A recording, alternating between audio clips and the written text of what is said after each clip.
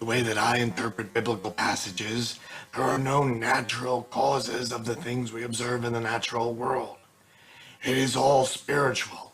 It is all caused by the divine. There is no possible way that such an interpretation would lead to bad things, is there?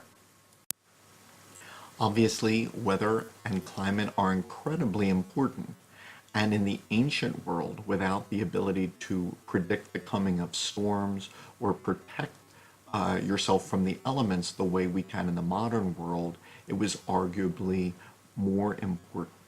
What caused storms, or rain, or the lack of rain, or strong winds, etc.? The ancient people didn't know. Many, upon reading passages in the Bible, noted that all references to rain, the lack of rain, wind, storms, lightning, all of these had divine causes, not natural causes.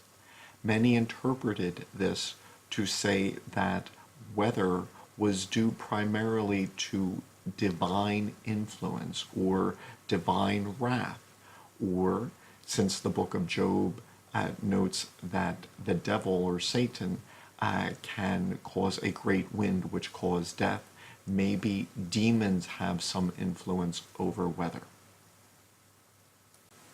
Many apocryphal writings continued in this theme, attributing weather events to divine influence, divine wrath, or the action of demons. Many theologians took these passages literally to mean that there are no natural causes of weather, of rain, of drought, of severe storms, of lightning and thunder, but only supernatural causes, that pleasant weather was a divine reward, that unpleasant weather was a punishment. Some took it as signs to encourage the faith, to make people fearful of divine power and turn towards faith. And some theologians ridiculed those who attributed weather to natural actions. This continued through the 1700s, as these passages from the Puritan thinker Cotton Mather demonstrate. Some of these interpretations led to conclusions which were actually dangerous. Those who held that demons were the cause of storms then argued that if one inscribed church bells with statements that would ward off these demons, then someone ringing these bells in the midst of a storm could then ward away the demon and direct the storm elsewhere.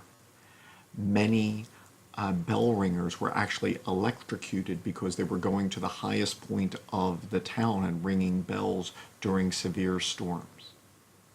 Benjamin Franklin invented the lightning rod, which could then protect buildings from lightning strikes.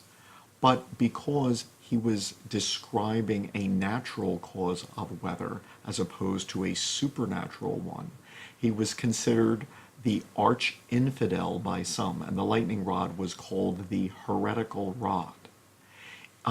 Some people blamed earthquakes on the use of this, saying that it was divine anger against this heretical rod that caused the earthquake.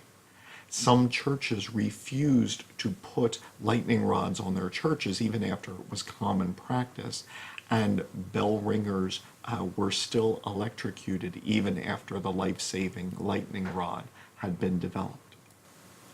For centuries, there were those who attributed severe weather to the action of demons and wanted to search out those humans in league with the demons, the witches and others who had helped to bring about the storm.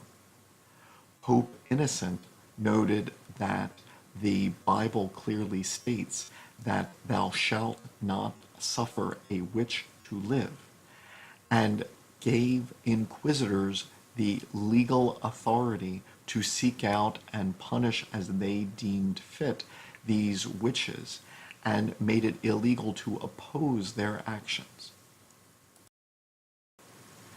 These situations, that there was a biblical passage quoted as "Thou shalt not suffer a witch to live," that there was an interpretation of Job and other passages claiming that demons had the authority to cause severe weather and other afflictions, and a papal bull which gave inquisitors the legal authority to seek out and punish the witches who were in league with these demons. This then led to the torture and murder of tens of thousands of innocent men, women, and children. One final example. In the Bible, the origin of rainbows is given as a divine promise after the Noachian flood. Many theologians then argued that natural conditions would not have allowed a single rainbow prior to the flood. There are even some today that make that argument. Roger Bacon in the 13th century began scientific inquiries in a number of things and tried to explain rainbows naturally. He was denounced as an atheist and an infidel and was imprisoned for 14 years until the age of 80, 2 years prior to his death. He stated, "Would that I had not given myself so much trouble for the love of science."